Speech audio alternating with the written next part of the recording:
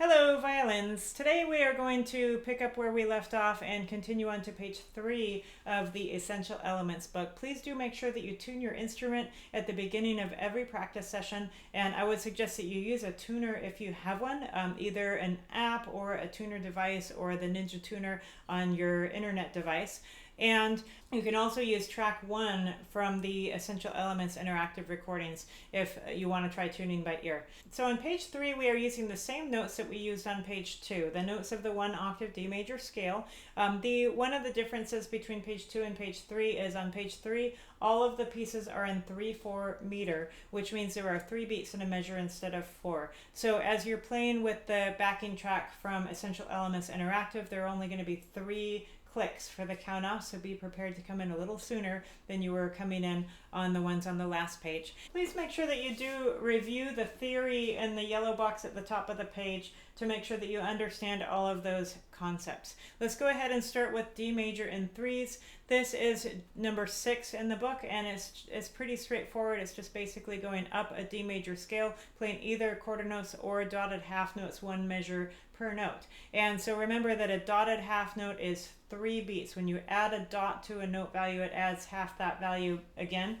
And so half note is normally 2 beats. You add a dot, you add 1 beat, and that becomes a 3-beat note.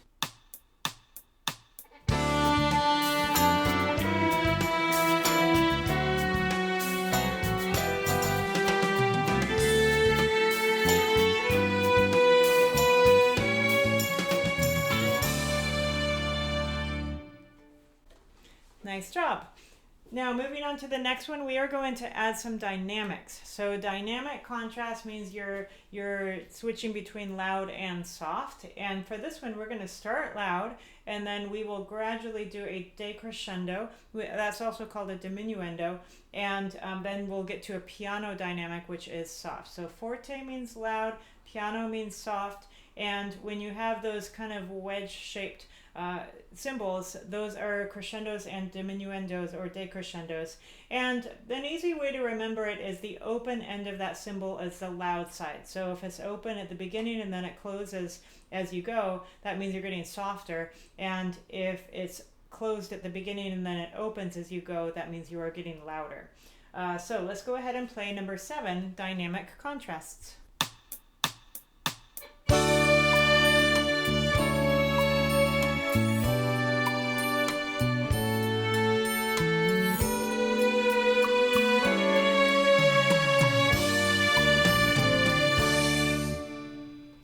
Did you notice how I was using more bow when it was loud, and for the soft part in the middle I was playing in the upper half of the bow and not quite using as much of it? Also, you can use more weight to make it louder and less to make it softer. And another thing that you can do to vary the dynamics is move closer to the bridge when you want it to be louder, and then a little further away from the bridge to make it softer. Let's go ahead and move on now. Our next piece is by Edvard Grieg, who is a Norwegian composer, a very famous Norwegian composer. This happens to be from the same orchestral suite for which he wrote In the Hall of the Mountain King. So that's a really fun, kind of scary piece. You should look that one up if you're interested in hearing some music. But this is the nice, subtle one that begins the suite. This is from Peer Gynt Suite number 1. And the title in the suite is Morning Mood. I'm sure that you've heard this one before. So for this one, you're starting out with your 4th finger on A. So before you start, it would be a good idea to tune that 4th finger. Make sure that when you're playing the A with the 4th finger on the D string, it should sound the same pitch as the open A string. Make sure that you're watching out for the dynamics as you play this.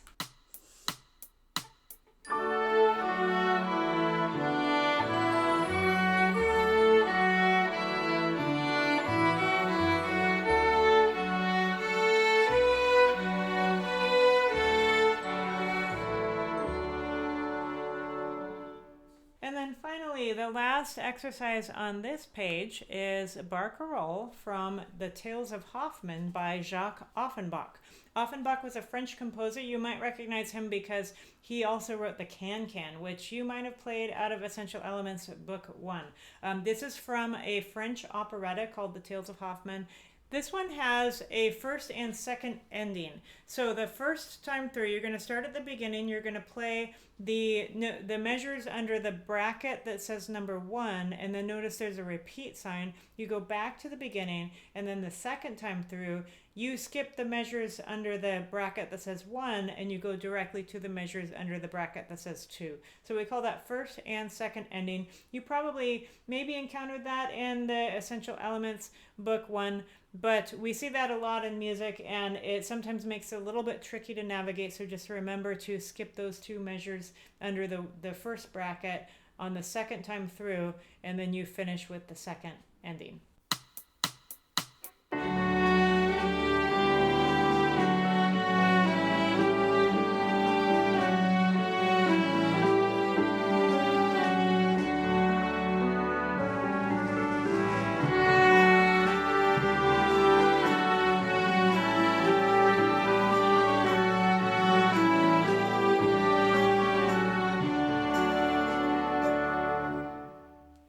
Very nice. Before we stop, let's go ahead and go over the workouts. These are finger exercises at the bottom of the page, and these are designed to help prepare your hand for shifting and vibrato. So I know that those are skills that everybody is motivated to learn, and they're coming up soon. So let's talk about these finger workouts. First one is tunneling. You basically just put your fingers between 2 strings, and I would suggest between the middle 2 strings, and you just kind of slide them up and down the fingerboard. You can do it until your hand reaches here. If you want to go further, you're certainly welcome to. You can go as high as you'd like to go, but just kind of get used to that motion of the hand sliding up and down the string. And then riding the rails, the second one is really, really similar. Instead of having the fingers between the strings, you just put the fingers on a string. And I would suggest the A string would be a good string to do this one on, but you could do it on any string, and then you're just basically sliding the fingers up and down the string, and it's kind of like you're polishing the string. And then finally tapping this and sliding from first position where we've been playing. Go ahead and tap the fingers on the string, and then slide it, and then tap them at another spot.